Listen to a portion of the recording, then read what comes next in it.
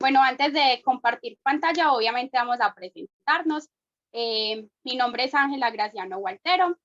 Soy estudiante de enfermería de la Corporación Universitaria Adventista de la ciudad de Medellín. El día de hoy vamos a tratar de un tema que es sobre las inmunoprevenibles.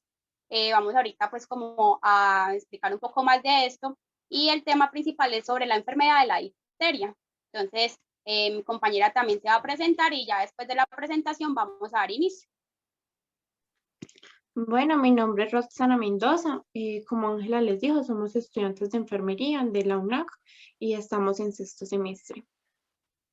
Listo, Roxana, muchas gracias. Entonces ahora sí vamos a compartir pantalla y vamos a empezar con la presentación. Me dicen por favor si todos los están viendo. Ahí está. ¿Sí? ¿No? No los escucho. No, Todavía no. ¿Sí la ven? No. Aún no. es que veamos la No, pantalla. aún no. Ah, caray. Ok. Yo creo que ahora sí. Ahora sí. Listo. Vamos a ampliar esto y vamos a dar inicio. Vamos a admitir. Listo, vamos a hablar entonces de la difteria, que es una enfermedad inmunoprevenible. Entonces, me imagino que ustedes en su cabecita se preguntarán qué es una enfermedad inmunoprevenible. Entonces, una enfermedad inmunoprevenible es aquella que se puede prevenir con el uso de las vacunas. Entonces, como el tétano, el sarampión, la rubiola y la difteria entra como una de esas enfermedades que se puede prevenir por la vacuna. Vamos a hablar entonces qué es la difteria. Entonces vamos a continuar con esta presentación. ¿Qué es la difteria? Entonces la difteria es una enfermedad infecciosa causada por un bacilo que se llama Corynebacterium diphtherium. Un bacilo es una bacteria, entonces la infección principalmente se da por una bacteria. Esta afecta principalmente las vías respiratorias superiores. Cuando hablamos de vías respiratorias superiores, hablamos de la cavidad bucal, hablamos de la laringe, la faringe y también hablamos de la nariz. Esta produce una toxina que afecta también a otros órganos. Entonces, básicamente lo que hace el daño no es como la bacteria como tal, sino como la toxina que libera esta. Vamos a conocer entonces un poco más sobre los datos epidemiológicos, cómo se ha presentado esta enfermedad a nivel pues en Colombia. Entonces, en los últimos 4 años, o sea, desde el 2018, se presentaron algunos casos de difteria en el país. ¿Esto por qué se presentó? Porque, como ustedes saben, recibimos inmigrantes venezolanos, pues venezolanos entraron a nuestro país y estos venezolanos, pues algunos presentaban difteria y lo que era sarampión. Entonces, pues, al estar en contacto con gente de nuestro país, algunos se vieron contagiados. Entonces, lo que se hizo fue como aumentar como las medidas preventivas con la vacunación. Entonces, no sé si ustedes recuerdan que en el 2018 salían unas noticias que se estaban haciendo jornadas de vacunación masiva para prevenir lo que era la sarampión y la difteria y otras enfermedades como en general que se estaban propagando. Entonces, el reporte decía que en el 2018 se notificaron 58 casos. De estos 58 casos, solamente 8 eran confirmados. A raíz de las medidas preventivas que se tomaron en el 2019, solamente hubo un caso confirmado. Y ya en el 2020 no se reportó absolutamente ningún caso. Entonces, desde el 2020 hasta la hora no se ha reportado ni un solo caso de difteria en el país, debido a que a las medidas preventivas que se tomaron, que en este caso hablan de la vacunación. ¿Todo claro hasta el momento? ¿O todo oscuro? Bueno, supongamos que todo claro. Vamos a continuar. Entonces, ustedes también se van a preguntar, bueno, ¿y esta enfermedad cómo se transmite? ¿Cómo yo la puedo adquirir? ¿Cuánto tiempo tarda en incubarse? Entonces, todos estos datos se los voy a dar.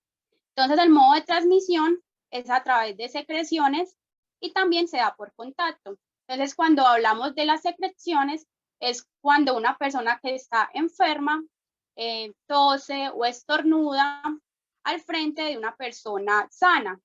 Entonces, esto se transmite pues por las mucosas, ya sean las mucosas respiratorias, las mucosas de la cavidad nasal o por medio de la boca. Entonces, esta persona inhala estas partículas que se encuentran en el aire y así se contagia.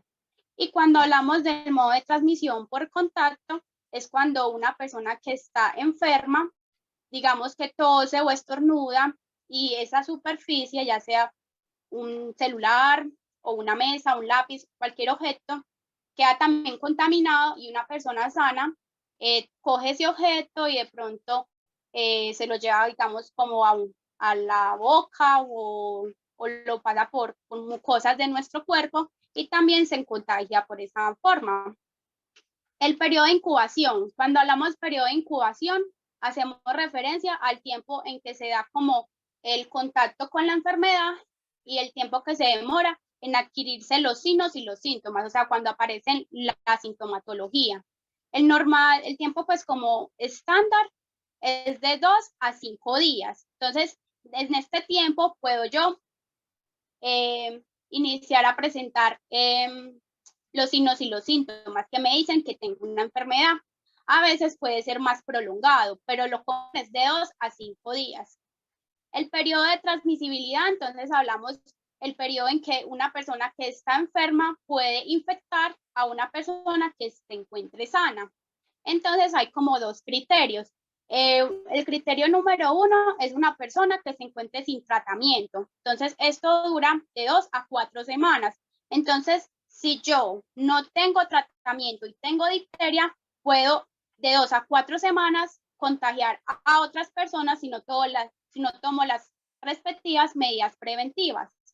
Y cuando yo tengo un tratamiento, ya sea farmacológico, solamente demoró de 2 a 4 días en ser riesgo para una persona que se encuentre sana. Entonces quisiera saber si hasta el momento todo ha quedado claro o si tienen alguna duda.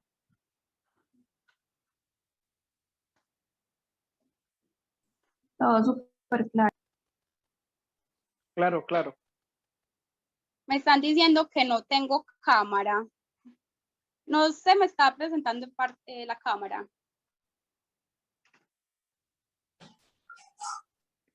Sí, sí estás en cámara, te estoy viendo. Ah, bueno. Sí, listo. Bueno, vamos a seguir hablando entonces de los signos y los síntomas, que también es una de las cosas más importantes para nosotros poder detectar que si tenemos realmente esta enfermedad. Entonces aquí podemos pues ver algunas imágenes que a veces son un poco fuertes, pero es como la realidad de lo que se vive en algunas enfermedades. Entonces vamos a conocer primero los signos y los síntomas de una infección faríngea. Entonces, cuando hablamos de una infección faríngea, podemos ver que, espero yo pongo un puntero. Bueno, entonces, en una infección faríngea, el signo más importante y el que es como el que me determina si yo presento difteria es que se genera una capa gruesa, una membrana gruesa en la garganta y las amígdalas.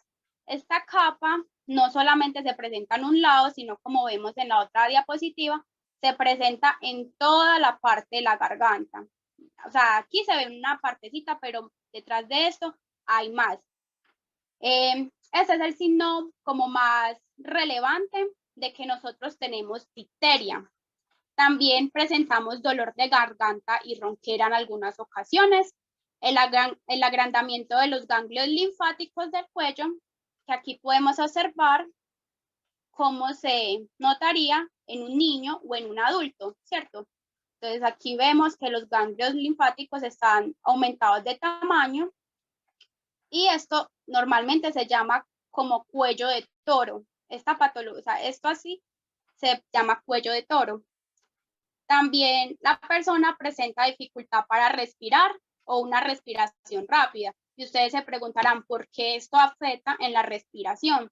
Esto se debe a que esta capa es tan gruesa que obstruye las vías respiratorias. Entonces a la persona se le dificulta mucho poder respirar porque eso le está obstruyendo su vía respiratoria.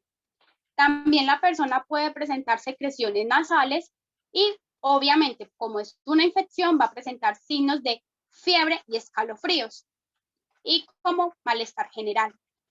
Entonces recordemos que el signo más clave es esta membrana. ¿Por qué no pasa? Esta membrana gruesa, que a veces es como grisácea, como amarillenta, y el cuello de toro, que son el aumento de los ganglios linfáticos. Entonces vamos a continuar con otro de los signos y síntomas. Bueno, entonces ahora vamos a hablar de las infecciones cutáneas. Estas son las que afectan la piel, son causadas por dolor, pues causan dolor, enrojecimiento e hinchazón. Pues es muy común en climas tropicales, cuando las personas tienen una mala higiene y cuando no se tiene pues la vacuna. La otra. Espérate, yo quito este puntero que creo que no me lo está dejando pasar.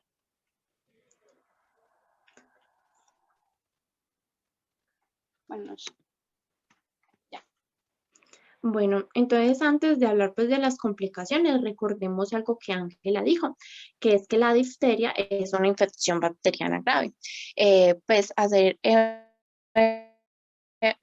infección bacteriana, cuando nos vemos pues contagiados, se produce una sustancia peligrosa llamada las toxinas, las cuales se esparcen a través del torrente sanguíneo a otros órganos, tales como el corazón y el cerebro. Entonces acá es donde vemos las complicaciones. Tenemos problemas respiratorios por lo mismo que dijo Ángela, por la capa que se produce pues en la garganta, es muy gruesa y esto pues impide como la respiración, incluso también impide pues que haya como una buena deglución. También vemos daños cardíacos que pues generalmente en esto se produce una miocarditis, que es una inflamación en la parte pues media, la pared media del corazón. Pues la miocarditis es muy grave ya que puede pues causar la muerte. Y tenemos también las lesiones nerviosas que son producidas porque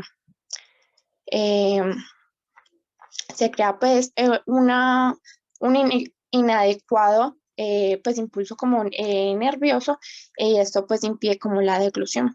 ¿Sí me entendieron esta parte? Vuelvo y les explico alguna cosa.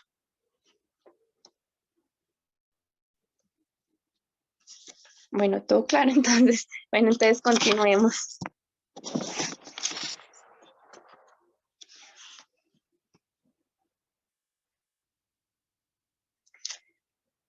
Bueno, antes de hablar del tratamiento farmacológico, es importante pues que hablemos de las pruebas y los exámenes que se pueden hacer para detectar la difteria.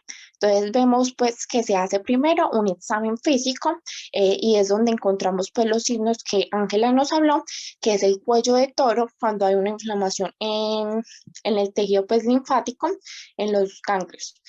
También vemos la mucosa, pues la capa blanquecina grisácea, y pues también se puede hacer un cultivo de exudado que sirve pues como para identificar el tipo de bacteria que tenemos en la garganta. Este examen se hace con un hisopo, que es estos que tenemos aquí. Se hace, pues se mete en la parte de la boca y se hace como un barrido y ya este se cultiva para detectar qué tipo de bacteria es. También se puede hacer un análisis de toxinas y por último se podría hacer un electrocardiograma, que es por la miocarditis que la difteria produce. Bueno, entonces en tratamiento tenemos que se emplea antitoxina diftérica, también tenemos antibióticos, que es lo mismo que la terapia microbiana, y pues también es muy importante hacer un aislamiento debido a lo que dijo Ángela, es pues, se puede propagar tanto por contacto como por la parte pues, respiratoria, que sería pues como las gotas. Entonces, se debe hacer también un examen cuando el paciente está en aislamiento y cuando tiene pues dos cultivos negativos entre 24 y 48 horas después del tratamiento, ya la persona se consideraría como pues sana y no contagiaría a nadie más. Y ya por último tenemos pues la vigilancia continua del paciente. Bueno, la mejor manera de prevenir la difteria es la vacunación. Entonces, la vacunación es una forma sencilla, inocua y eficaz de proteger contra enfermedades dañinas ante la entrada de contacto en ellas. La vacuna activa las defensas naturales del organismo para que aprendan a resistir a infecciones específicas y fortalecer el sistema inmunitario. Bueno, acá tenemos los datos importantes sobre la vacunación, pues independientemente de que no le pongan pues la difteria, esto aplica para todas. Bueno, entonces después de la vacunación es normal que, pues, que la persona presente como una sensación desagradable, incluso pues malestar en los primeros 3 días. Los cuidados que se deben tener después de la vacunación es que el niño si presenta, el niño o el adulto si presenta fiebre, que es mayor de 38 grados, se le debe aplicar pañitos de agua tibia en las axilas, frente, pies y vestirlo con ropa fresca. Si presenta pues enrojecimiento en el sitio de punción, se recomienda pues poner pañitos de agua fría de 10 a 15 minutos, quitándolos y colocándolos. No se recomienda poner hielo, ya que la zona queda muy sensible y puede producir quemaduras. Bueno, también se debe evitar hacer masajes, ya que se encapsula la vacuna. Se debe consultar al médico cuando se presente una fiebre, que recordemos que es mayor de 38 grados, por más de 3 días. Y cuando también se vea que en el sitio de punción se presenta pues pus o materia. Bueno, entonces aquí vemos un esquema de vacunación pues colombiano, el último que es la actualización de diciembre del 2019. La difteria se deben colocar 3 dosis y 2 refuerzos. Entonces, las primeras 3 dosis se colocan a los 2 meses, a los 4 meses y a los 6 meses del niño haber nacido. Esta vacuna no viene como una sola, como es la neumococo, como es el rotavirus, que son pues una sola vacuna y no, sino que vienen 5, como 5 en uno, o sea, son 5 enfermedades en una sola vacuna. Entonces, la vacuna como tal se llama la pentavalente. En esta vacuna encontramos la prevención contra la difteria, la tosferina, el tétano, hemófilos tipo B y la hepatitis B. Por eso es tan importante que a los niños desde chiquiticos se les llene todo su esquema de vacunación, o sea, que esté el esquema de vacunación al día para que ninguna de estas dosis se les pierda, porque hay algunas veces que se demoran tanto tiempo en colocarle las vacunas al niño o no llevan un esquema que estas vacunas se pierden. Y sabemos que las vacunas son muy importantes porque estas nos ayudan a prevenir de enfermedades. Entonces, se coloca a los 2 meses, 4 meses, a los 6 meses y los 2 refuerzos, que es a los 18 meses y a los 5 años. Estos refuerzos ya no se llaman pentavalente, que nos protege contra 5 enfermedades, sino que ya nos protege solamente de 3, que serían los refuerzos de difteria, tosferina y tétano, que en sí se llama DPT. Para los que son padres, o sea, todos ustedes, si han llevado al niño a que los vacunen, saben de qué les estoy hablando. Entonces, por eso vemos como la importancia de que los niños los vacunen y que tengan su esquema de vacunación al día para que todas estas vacunas las puedan ellos tener. Quisiera saber si hay algún padre, pues la presentación, entonces ya terminó, era algo muy corto, las vacunas sí funcionan. Por eso la importancia de que los niños de que nacen estén con todas sus vacunas al día, porque sabemos que las vacunas los van a prevenir de enfermedades. Y vemos cómo es la difteria, que es una enfermedad, digamos, muy grave, que nos puede afectar mucho, y con una simple vacuna, todo lo que nosotros nos evitamos. Entonces, por eso es como importante recalcar esto. No sé si algún padre, alguna madre tiene alguna pregunta acerca de nuestra exposición, del tema. Yo los estoy escuchando.